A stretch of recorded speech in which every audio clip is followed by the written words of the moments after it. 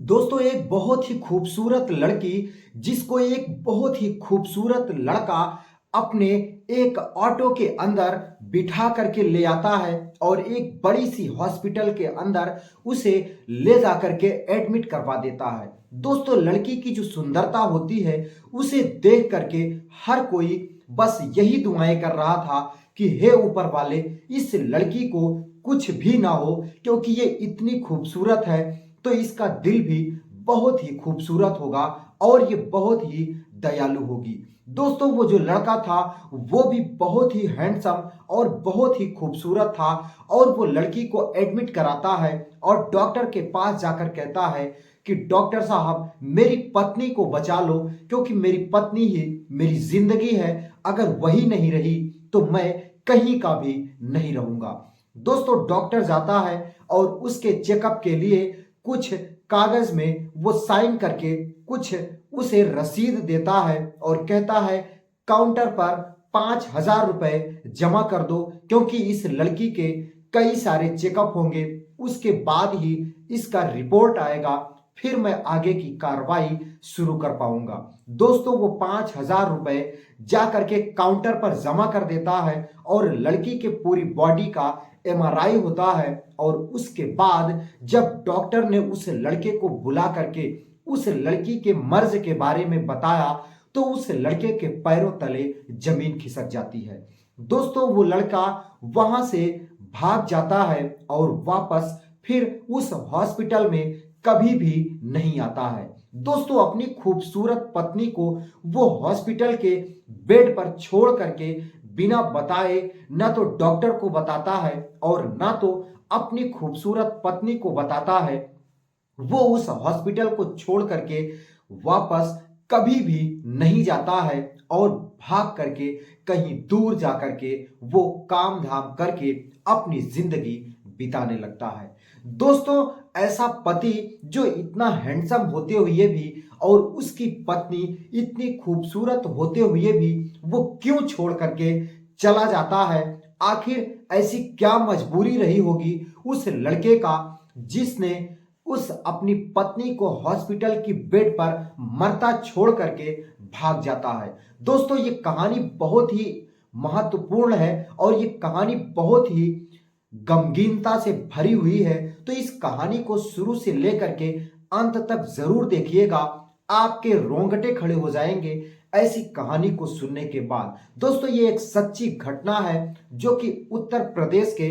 बरेली जिले की मैं आपको सुना रहा हूं। दोस्तों बरेली जिले में एक लड़की जो कि बेहद ही खूबसूरत होती है, उसी की ये सच्ची घटना है। तो इस वीडियो में आगे बढ़ने से पहले लाइक कर देना, चैनल को सब्सक्राइब कर लेना और हो सके तो इस वीडियो को अपने रिलेटिव में भी शेयर कर देना। दोस्तों ये इस लड़की की कहानी है जिस लड़की के माता पिता बहुत ही गरीब होते हैं। दोस्तों वो इतने गरीब होते हैं कि उनके पास दो वक्त की रोटी का ही किसी तरीके से इंतजाम हो पाता है। दोस्तों वो दो वक्त की रोटी का इंतजाम करते हैं और अपनी किसी तरीके से जिंदगी बिता रहे होते हैं। दोस्तों उन्हीं के घर में एक बहुत ही खूबसूरत लड़की जिसका नाम रेखा होता है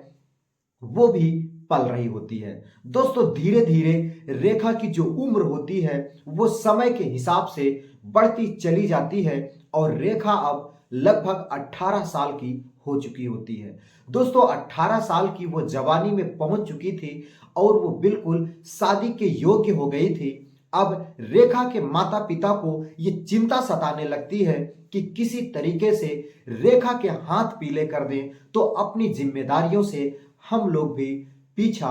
छूट जाएगा। दोस्तों रेखा के लिए वो लड़के की तलाश करने लगते हैं और आपको तो पता ही है ये जो समय चल रहा है दहेज का, हर कोई दहेज की मांग करता है। दोस्तों जहां पे भी रेखा के माता पिता लड़के की तलाश करते हैं हर कोई दहेज की मांग करता है और हर कोई दहेज का लालची और लोभी होता है। दोस्तों वो कई जगह लड़के की तलाश करते हुए वो एक ऐसे घर में पहुंचते हैं जहां पे एक लड़का जो कि बहुत ही सभ्य था, उसके माता पिता बिल्कुल बूढ़े हो चुके थे और वो अब न तो ठीक से चल पा रहे थे, तो लड़के को काफी ज्यादा दिक्कत हो रही थी। वो अपने माता पिता को खाना भी बनाता और खुद पढ़ाई भी करता और अपने कॉलेज भी जाता। दोस्तों, लड़के के माता पिता ये बार बार बोल रहे थे कि बेटा, बस तेरी शादी हो जाए, घर में एक बहू आ जाए, तो हम लोगों की देख रेख भी करेगी और तुम्हारा काम, जो तुम्हारा समय बीतता है वो काम भी करेगी और तुम ठीक से पढ़ाई भी कर पाओगे, और मैं भी अपने जीते जी अपनी बहू को देख लूंगा, तुम्हारी पत्नी को देख लूंगा, तो हम लोगों को भी संतुष्टि मिल जाएगी। दोस्तों, लड़का भी अपने माता पिता के कहे अनुसार अपनी शादी के लिए राजी हो जाता है और वो उस लड़की के, रेखा के बूढ़े माँ बाप इसी लड़के को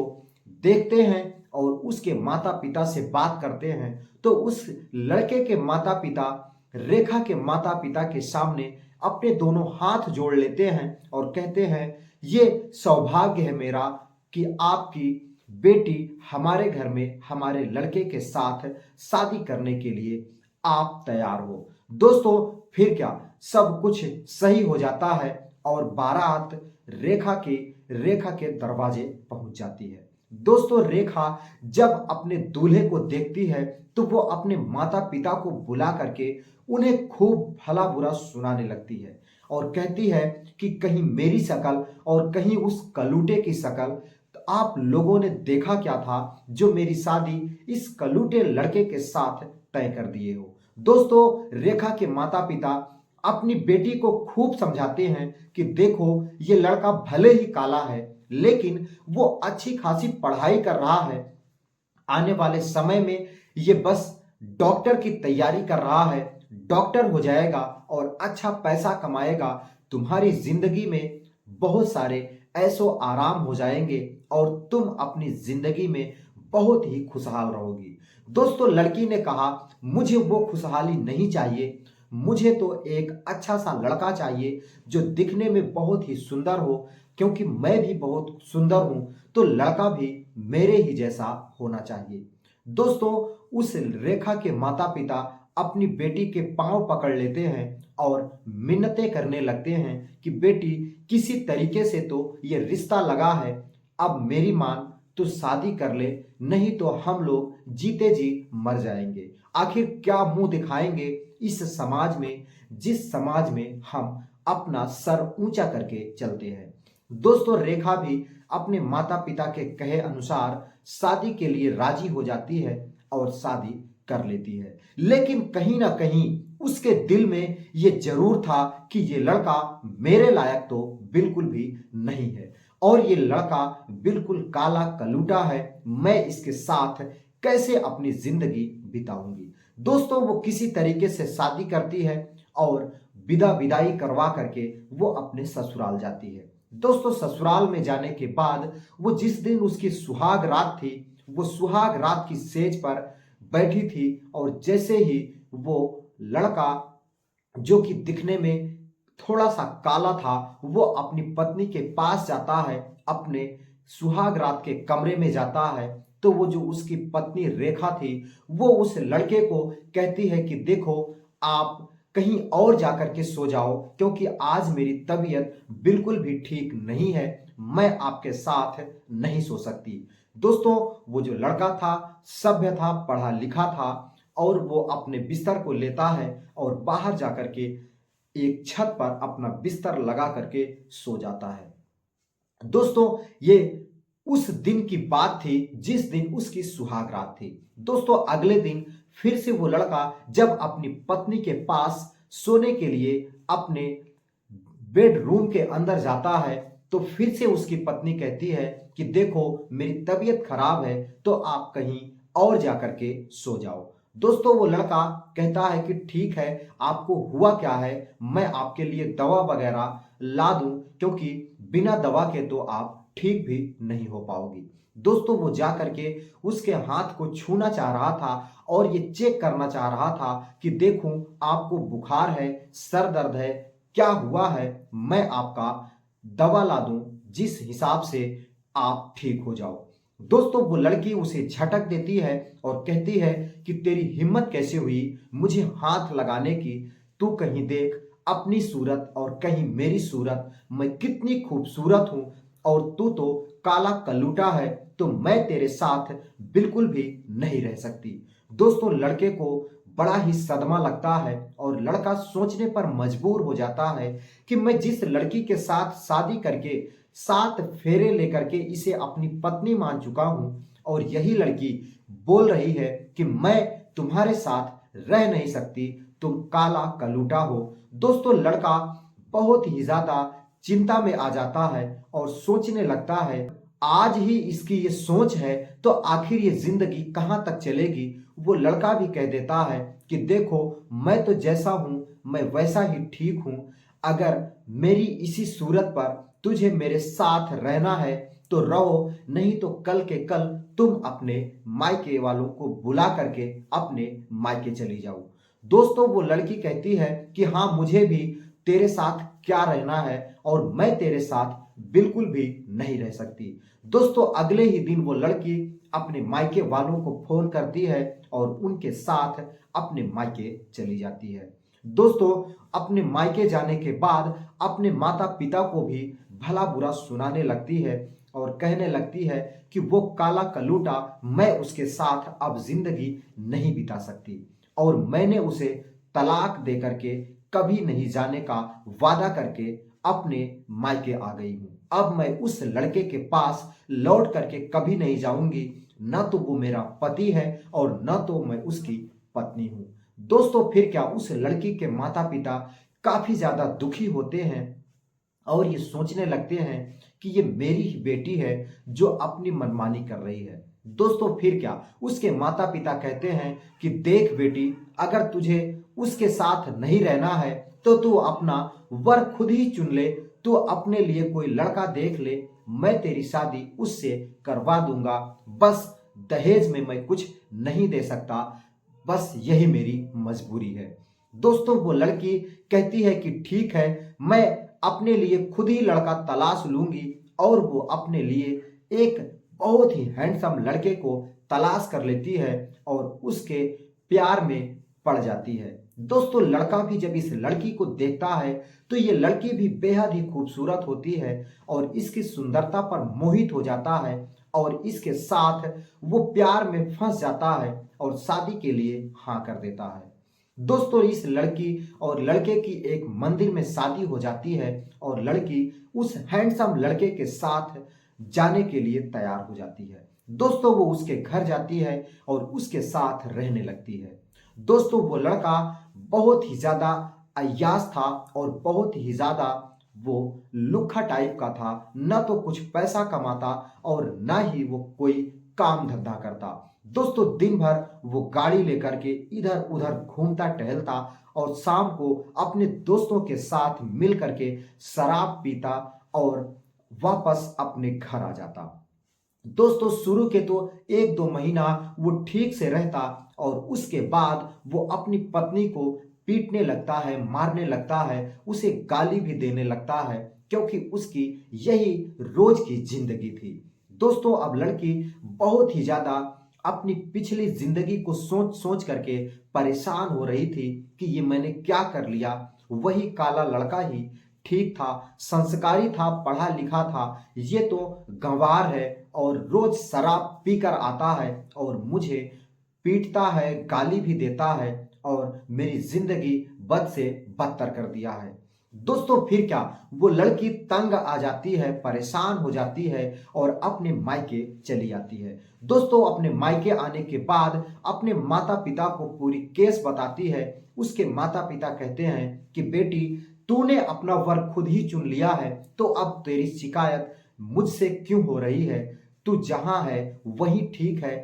क्योंकि मैंने जहां तेरी शादी किया था वहां तो तू ठीक से रह नहीं पाई, अब जो तूने किया है उसे तुझे ही निभाना पड़ेगा। दोस्तों फिर क्या वो लड़का दूसरे ही दिन आता है और उसे लिवा करके फिर से अपने घर चला जाता है। दोस्तों अब क्या रेखा की यही जिंदगी हो गई थी, रोज पीटना, रोज गाली खाना और उस लड़के के साथ वो बस जी रही थी, किसी तरीके से अपनी जिंदगी काट रही थी। दोस्तों एक दिन वो बहुत ही ज्यादा बीमार हो जाती है। लगभग 5 साल के बाद उसकी जो शरीर थी बिल्कुल सूख करके कांटा भी हो गई थी और एक गंभीर बीमारी की वो चपेट में आ जाती है। दोस्तों वो लड़का जब समझ जाता है कि अब ये नहीं बचेगी तो उसे एक ऑटो में बैठा करके एक बड़ी सी हॉस्पिटल में ले जा करके एडमिट करवा देता है। और जैसे ही डॉक्टर ने बताया कि इसके इलाज में कम से कम 10 लाख रुपए का खर्चा आएगा और तुरंत इसे 2 दिन के अंदर जमा करवा दो, नहीं तो ये मर जाएगी। दोस्तों 10 लाख रुपए का नाम सुनते ही उसके होश उड़ जाते हैं और वो वहां से तुरंत भाग जाता है। सोच रहा था क्योंकि पैसे तो उसके पास थे नहीं, वो कहां से ला करके जमा करता, और उल्टा उसके मौत का जो केस था वो उसके सर ना आ जाए, इसी डर की वजह से वह उसे उसी बेड पे छोड़ करके, उसी हॉस्पिटल में छोड़ करके बिना किसी को बताए वो मुंबई चला जाता है अपनी जिंदगी किसी दूसरे तरीके से बिताने के लिए। दोस्तों अब इधर बेड पर वो रेखा नाम की जो लड़की होती है वो अपनी जिंदगी और मौत से लड़ रही होती है और उसके माता पिता को किसी तरीके से खबर दी जाती है। उसके माता पिता रोते हुए हॉस्पिटल में आते हैं और अपने बेटी की ये दशा देख करके उनके माता पिता के भी होश उड़ जाते हैं। दोस्तों फिर डॉक्टर ने बताया कि बस 2 दिन का समय है, अगर 2 दिन के अंदर 10 लाख रुपए नहीं जमा हो पाए तो तुम्हारी बेटी नहीं बच पाएगी और अपनी जिंदगी से हाथ धो बैठेगी। दोस्तों उसके बूढ़े माता पिता रोने लगते हैं और किसी तरीके से उसका जो बूढ़ा पिता था अपने घर और अपने कुछ खेत को बेच करके 5 लाख रुपए इकट्ठा कर लाता है और डॉक्टर को दे देता है और कहता है कि डॉक्टर मेरी बेटी को बचा लो, मैं आपके पाई पाई चुका दूंगा क्योंकि मेरी बेटी बहुत ही भोली है और बड़ी ही नादान है। दोस्तों डॉक्टर ने भी कहा कि ठीक है, मैं आपकी मासूमियत पर आपकी बेटी के इलाज के लिए तो तैयार हूं, लेकिन बचा हुआ 5 लाख आप जब तक नहीं चुकाओगे तब तक ये समझ लो कि आपकी बेटी का इलाज अधूरा रहेगा। दोस्तों फिर क्या, वो तुरंत एक बड़े डॉक्टर के पास फोन करता है और कहता है कि सर बहुत ही इमरजेंसी है, आज रात में ही आप आकर के, एक लड़की है उसका आपको ऑपरेशन करना है। दोस्तों डॉक्टर ने पूछा कि आखिर किस चीज का ऑपरेशन करना है, तो वो कहता है कि पेट के अंदर एक बहुत बड़े टाइप का ट्यूमर हो गया है, अगर वो सही समय पर इलाज नहीं हुआ तो वो फट जाएगा और पूरे पेट के अंदर जहर फैल जाएगा और ये लड़की मर जाएगी। दोस्तों वो जो बड़ा डॉक्टर था वो फौरन ही सुनता है तो रात को ही आ जाता है और कहता है कि जल्द से जल्द ऑपरेशन की तैयारी करो क्योंकि इस लड़की का ऑपरेशन करना बहुत ही ज्यादा जरूरी है। दोस्तों ऑपरेशन की तैयारी होती है। ऑपरेशन के रूम में उस लड़की को बेड के अंदर जैसे ही लिटा दिया जाता है और वो बड़ा डॉक्टर उसके अंदर आता है और उसके ऑपरेशन के लिए जैसे ही वो अपने मास्क को लगाता है और उस लड़की के चेहरे को देखता है तो चेहरे को देखते ही मानो उसका पैर जो होता है वो सुन्न हो जाता है और एक पल के लिए वो भूल जाता है कि मैं डॉक्टर हूं और ये मेरी पेशेंट है, क्योंकि वो वही चेहरा था जिस चेहरे से कभी उसको लगाव हुआ था और कभी उसके साथ उसने 7 फेरे लिए थे और अपनी पत्नी का दर्जा दिया था। दोस्तों वो जो डॉक्टर था वो पूछने लगता है कि आखिर ये कौन है और इसके साथ कौन कौन आया है। तो दोस्तों डॉक्टर ने पूरी बात बताई कि एक बहुत ही हैंडसम लड़के ने इसे एडमिट कराया और इसे अपना, और इसका वो खुद पति बोल रहा था, लेकिन जैसे ही 10 लाख रुपए की बात आई वो अपना पलड़ा झाड़ लेता है और बिना ही बताए यहां से चला जाता है और उसका ना तो फोन लग रहा है और ना ही वो अपने घर पर है और ना ही उसका कहीं अता पता चल रहा है। दोस्तों वो जो बड़ा डॉक्टर था वो केस को समझ जाता है और तुरंत ही ऑपरेशन के लिए लग जाता है। दोस्तों, लगभग 3 घंटे की लगातार कड़ी मशक्कत करने के बाद उस लड़की का ऑपरेशन सक्सेस होता है और उस लड़की का ऑपरेशन हो जाता है। दोस्तों, लड़की का ऑपरेशन होता है और लड़की को बेड पर लाया जाता है और बूढ़े माता पिता डॉक्टर के पैर पकड़ लेते हैं और कहने लगते हैं कि बेटा, अगर आज तुम नहीं होते तो मेरी बेटी आज इस दुनिया में नहीं होती, क्योंकि इतना बड़ा ऑपरेशन और वो भी आधे पैसे में आपने ही किया है। बाकी का पैसा मैं आपका पाई पाई चुका दूंगा। डॉक्टर उस बूढ़े माता पिता को गले लगा लेता है और कहने लगता है कि आप मुझे नहीं पहचान रहे हो, लेकिन मैं आपको पहचान रहा हूं। कभी 5 साल पहले आपकी बेटी के साथ मैंने शादी किया था, मैं वही लड़का हूं। आज 5 साल बाद मैं एक बहुत बड़ा डॉक्टर बन गया हूं और मैं न जाने कितने पैसे कमा लिए हैं और मेरा शहर के अंदर एक बढ़िया मकान भी हो चुका है और पैसे की कोई कमी नहीं है। आपने जो पैसे जमा किया है वो पैसे भी मैं आपको लौटाता हूं और आपकी बेटी तो कहीं ना कहीं कभी ना कभी मेरी पत्नी हुआ करती थी, तो बस एक पति के नाते, और वो मेरी पत्नी है इसी नाते मैं उसका इलाज बिल्कुल फ्री कर रहा हूं और कोई भी पैसे नहीं लूंगा। अब आप बताओ, आपकी बेटी कैसी है और आपकी बेटी के जो पति हैं वो कहाँ हैं? और मैं तो जब से आया हूं उनको भी नहीं देखा हूं। दोस्तों, वो बूढ़े माता पिता बताने लगते हैं कि मेरी जो बेटी है उसने अपने मनपसंद एक लड़के के साथ शादी की थी और वो लड़का न तो पैसे कमाता था और न ही उसका चाल चलन ठीक था और न ही उसके अंदर संस्कार नाम की कोई चीज थी। वो जब भी आता शराब पीकर आता और मेरी बेटी को पीटता, गाली देता। और आज जब एक गंभीर बीमारी ने मेरी बेटी को घेर लिया और पैसे की बात आई तो वो छोड़ करके पूरा शहर ही कहीं दूसरी जगह चला गया है और मेरी बेटी को मरता छोड़ करके यहां से भाग गया है। दोस्तों, वो जो डॉक्टर था वो उसका इलाज करता है और ठीक हो जाती है वो लड़की रेखा। लगभग महीने भर उसका इलाज चलता है और जब वो बिल्कुल ठीक हो जाती है तो वो डॉक्टर के पैर पकड़ करके रोने लगती है और कहने लगती है कि डॉक्टर साहब, मुझे माफ कर दो, क्योंकि मैंने आपकी काबिलियत को नहीं पहचाना था। आपके चेहरे को देख करके, आपके चेहरे को ही मैं देख करके आपको ठुकरा करके चली गई थी। मुझे नहीं पता था कि आप इतने बड़े डॉक्टर बन जाओगे और इतना पैसा कमाने लगोगे। दोस्तों, वो जो डॉक्टर था वो कहता है कि मुझे पता है दुनिया के सारे लोग चेहरे और पैसे से ही प्यार करते हैं। आज के समय में कोई किसी के हुनर को नहीं पहचानता, सिर्फ और सिर्फ उसे पैसा ही चाहिए। दोस्तों, फिर क्या, उसके बूढ़े माता पिता मिन्नतें करने लगते हैं और कहने लगते हैं कि बेटा,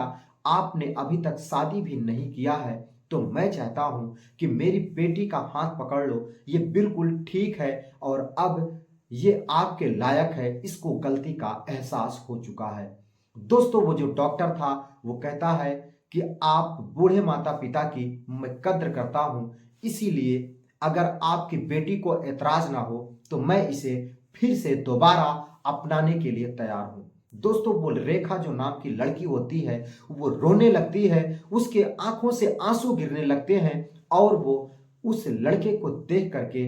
बहुत ही ज्यादा भावुक हो जाती है और उसके गले लिपट करके रोने लगती है और कहने लगती है, अब 7 जन्मों में भी मैं आपके हाथ को नहीं छोड़ूंगी, मैं आपको कभी नहीं छोड़ूंगी। अगर आज आप नहीं होते तो इस दुनिया में मैं नहीं होती। अब मैंने आपके हुनर को पहचाना है। आखिर चेहरे में क्या है, सब कुछ तो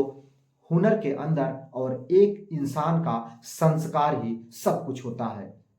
तो दोस्तों, फिर से वो डॉक्टर उस लड़की को अपना लेता है और अपने साथ रख लेता है और वो फिर से एक हंसी खुशी जिंदगी बिताने लगते हैं। तो दोस्तों, ये थी कहानी एक लड़की और एक डॉक्टर की, जो ऐसे मोड़ पर ला करके उन दोनों को मिला देता है कि ना चाहते हुए भी वो एक दूसरे के हो जाते हैं और फिर से अपनी जिंदगी बिताने लगते हैं। तो दोस्तों, अगर कहानी आपको जरा भी अच्छी लगी हो तो जाते जाते इस वीडियो को लाइक कर देना, चैनल को सब्सक्राइब कर लेना, क्योंकि ऐसी ही कहानियां मैं लाता रहता हूं और आपको सुनाता रहता हूं। मिलता हूं फिर किसी नई कहानी के साथ किसी नए वीडियो के अंदर। तब तक के लिए दीजिए इजाजत। नमस्कार।